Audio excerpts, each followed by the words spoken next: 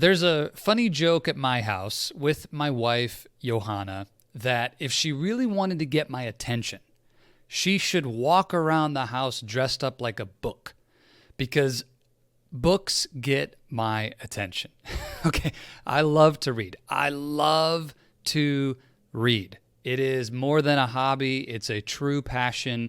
I love to read. I read almost exclusively nonfiction, and I have for the bulk of my life just been addicted to reading. And I think it has served me in a lot of ways. But I want to share with you that there are 3 big things that I have done wrong when it comes to reading. 3 mistakes that I've made when I look back at the relationship between my reading habits and personal development. And I want to be clear, I'm not saying that all reading needs to be for the purpose of growth and personal development and success and career, achievements in our lives. I'm not saying that. It is completely fine to use as much time as you desire reading solely for pleasure. And that's fantastic too. But there's a saying that all leaders are readers. And I completely agree with that. All leaders are readers. And if you want to lead well, then you need to invest time reading. But just because all leaders are readers does not mean that all readers are leaders. Okay, listen close. All leaders are readers. If you want to lead, you need to read. But not everyone who spends time reading becomes a leader. And these 3 mistakes are part of the reason why not. It's funny, I go back to my wife. We were walking around in a Halloween costume store one time. You got all these funny costumes for the ladies, the sexy nurse, the sexy flight attendant, the sexy whatever, sexy police officer. I was like, where's the sexy first edition of Think and Grow Rich by Napoleon Hill? That would be a costume I could really get into. Anyway, back to the point. 3 mistakes that I made in reading. The first one is reading too many books at once. Reading too many books at once. It was not uncommon for me to have 5, 6, 7, 8 books going at the same time. I would pick up a book about communication. I'd pick up a book about business strategy. I'd pick up a book about real estate, pick up a book about entrepreneurship, and I would start them all and read them all at the same time.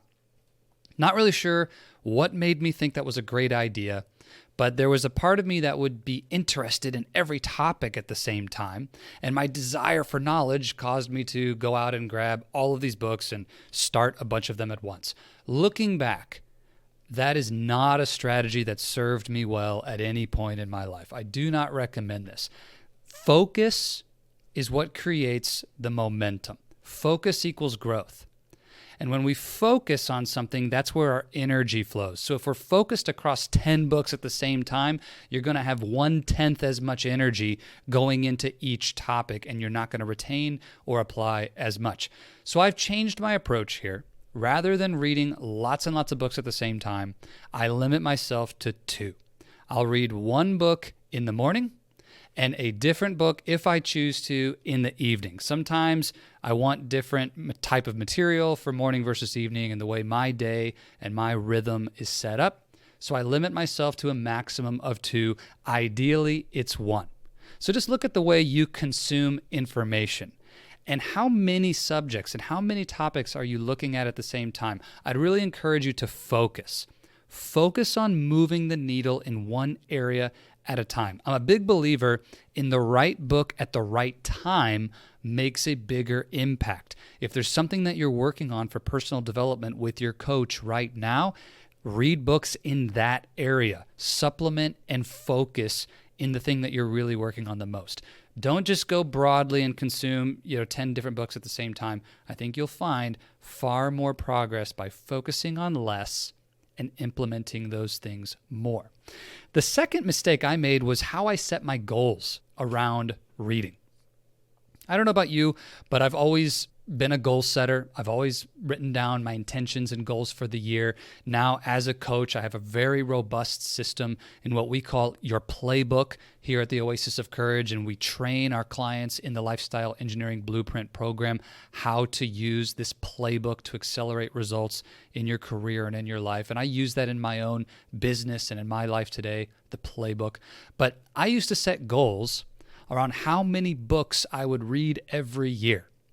And I think I got the idea because I was scrolling on Instagram at some point, and there's this idea of Bill Gates reads a book every week, or Mark Zuckerberg reads so many books per week, or all these top leaders. Warren Buffett spends 8 hours a day reading, and it's just like, wow, holy cow, everybody at the top of their game is consuming so many books, so I need to set a really aggressive number of books per year goal. And it got from 20 books a year to 40 books a year to 52, so a book every week. And then I thought, well, if they're reading 52, I should read 104 because then I'll grow twice as fast, right? Unfortunately, I think that was wrong. The incentive around number of books per year, all that did was create a false behavior, a false incentive and a bad behavior to consuming as much as possible, as fast as possible, and not really reading to understand and not taking action on the things that I was reading. And so I started just trying to read faster. And I do think that there's plenty of research and evidence that speed reading and consuming information quickly, you can still retain bits of that in the subconscious, and it can have a positive impact. So I don't want to dismiss the idea of speed reading. If you have that skill, amazing. And if you want to develop that skill, it's actually something I'm working on right now, the ability to consume more information more quickly and retain it. But the incentive around retaining the maximum information and just becoming your own computer, so to speak, I don't believe that's where the real advantage comes from. The mind is meant for having ideas, not for holding them. And retaining a ton of information is not what will make the difference in multiplying your results and accelerating your career and getting to that next level. I can tell you hundreds of engineering leaders who I have coached, who I've met, people who I've spoken with, and at conferences and events, who have read all the books. They have consumed all the information. But a wealth of information creates a poverty of attention. A wealth of information creates a poverty of attention. And if your goal is just to consume and bring into your mind as many books as possible, then you're creating what I believe is the wrong incentive. What matters most is that you're implementing the right information at the right time. If you're talking about personal development and growth, it's not your ability to recall from 100 books all this random information. It's your ability to implement the key thing at the key moment. So I've changed my goals from books per year to total time per day or per week invested into personal development activities, which includes reading. I also put meditating and journaling and all the other personal development actions that I take every single day into that time. But I think about it just like an investment portfolio. I want to take a percentage of my income and reinvest it into my retirement savings and investment portfolio right off the top to invest into my future. And in the same way, I look at my calendar, and the very first investment that I make with my time is back into myself, because what I know to be true is that I am my best investment, and you are your best investment. Any money you invest, any time you invest, and any energy you invest into your own growth and development is the best investment you can make, because you have an unlimited upside. You are an asymmetric bet. The downside is capped and the upside is infinite when it comes to you. That's how I feel about me, and that's how I feel about you. I believe that to be true with my whole heart. So I have reframed from books per year into a goal of time and energy that I'm going to reinvest into myself every day, every week, and focusing on that. So if I'm spending a lot of time in one book, but it's the absolute essential content that I need to master to get to the next level right now, and that's the only book I read for a month or 2 months, that's fantastic. If it's getting me the right results as I invest in myself, that's what matters most. So I'm looking at energy in time invested rather than just how many books am I gobbling down every single year. The third mistake, and this one, it's huge. This is a huge mistake. I made this mistake for a long, long time, is that I fell victim to what I call passive action. I fell victim to the mindset of passive action. Let's distinguish between passive action and massive action. The letter P and the letter M, one little letter different, miles apart, completely 180 different in the impact they'll have in your life. Passive action is the mindset that simply consuming the information is going to help you grow and get results.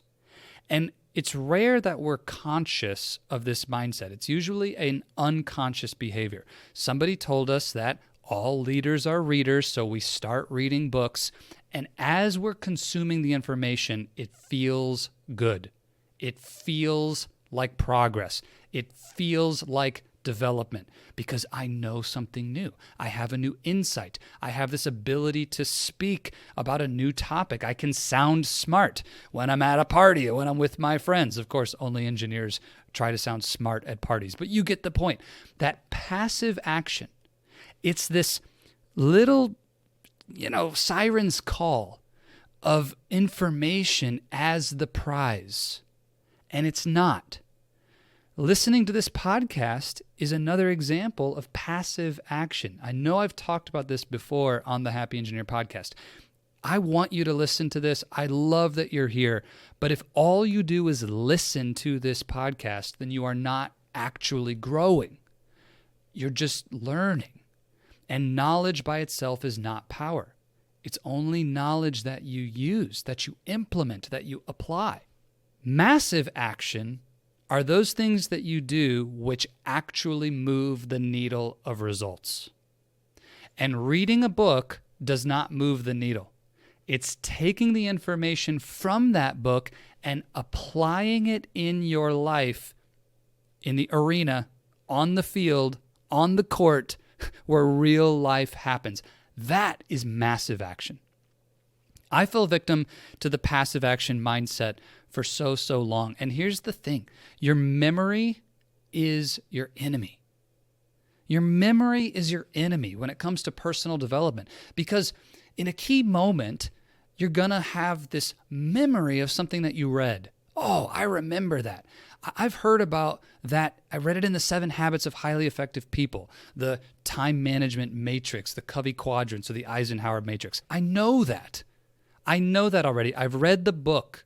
My memory serves up the knowledge and the information of that particular tool. And it convinces you that because you know it, that is done. It's a box that's been checked. You already have that information and you're a master of it. But you know this, and I'm going to tell it to you point blank. Knowing something in information in your mind, being able to recall it, is totally different than doing it, totally different than using it. And your memory can be your biggest enemy when it comes to personal development, because it will fool you into thinking you've got it checked, you've got it mastered, when in fact you're a complete rookie at using that information in real life in the moments that it matters.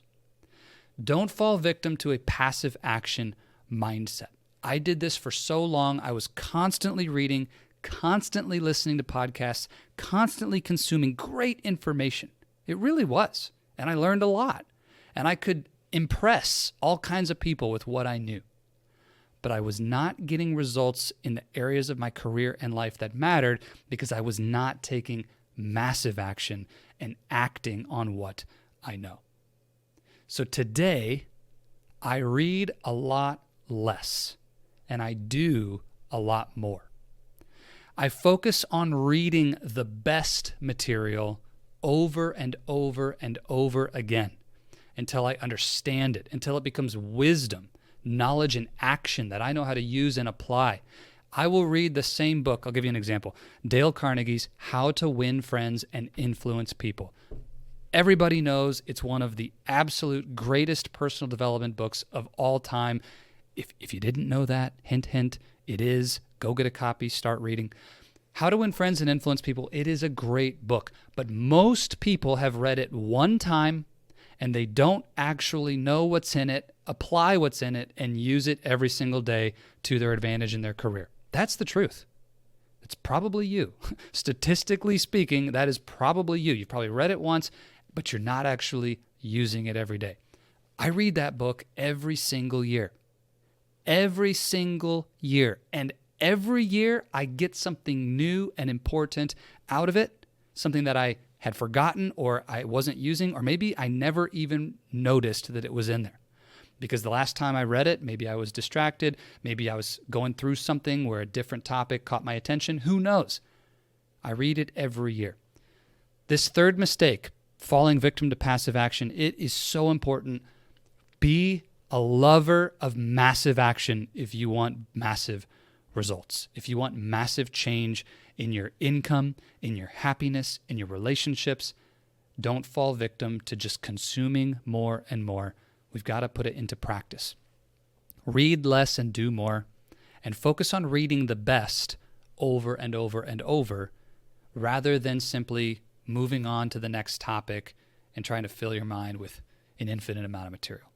Little hint on this, by the way, there's always new books coming out, and many of them are fantastic, but look for those books that stand the test of time. They're still on the Amazon bestseller lists after years. They're still on the New York Times bestseller lists after years, or they've been around for 50, 60, 70, 100 years and still selling like hotcakes. Those are the books that you want to get your hands on and read, because if they stand the test of time, then those principles are crucial and essential. They're timeless. I mean, let's just pay attention to that kind of material. All leaders are readers. Not all readers become leaders. And I don't want you to fall in that category. So make sure you invest time into yourself, but let's do it in the right way. Don't read 100 books at the same time. Don't focus on just the pace of consuming knowledge as fast as possible, and don't be a victim to passive action. If you get these three things right, the sooner you do, the faster you're going to see that investment of time and energy return in real results. Learn from my mistakes and enjoy the process. And I'll wrap up by going back to what I said at the very beginning. I want you to also enjoy it. Find pleasure in your reading. And so if you want to read something just for fun, and read it fast, or you want to read 5 books at once because you love it, that's totally fine. I get it. I'm just sharing with you what I've discovered in what it takes to turn that investment of reading into results in a personal development lens. But don't forget to have some fun and enjoy the ride. This is the Happy Engineer podcast. So if it makes you happy to do it another way, then do that too. But think about these things and make a decision. How can you improve in the way that you read? And to help you on this journey, I've actually put together a little summary of my own library. Not just the books that you see in the background here on my camera, but my at-home library. I went through and I grabbed almost 100 titles of books that I have read, many of which I've read multiple times over and over again, that have shaped my thinking and my success, both in my engineering career, in my coaching, in my private equity and entrepreneurial pursuits, everything that has shaped my relationships and my own personal development and happiness. Those books are listed, and links to those resources, both the full summary of those books and some top 10 lists on different topics. We put those together in PDFs that you can download and get into my own head and my library of what are the books that Zach White loves. Check those out and shoot me a note if you grab any copies of those books and you find them to be really important or help you out, I'd love to know. Tell me which book you read. Share with me what changed your life. Or if there's books not listed that you love, books that have changed your life, I'm always looking for a great recommendation. One of my favorite things about books is there are more books to read than I'll ever have time to consume. So a great recommendation from you would be welcome. I hope this was a fun dialogue for you. Enjoy your time reading. I'm going to be quiet so you can go sit down with a good book. Let's do this.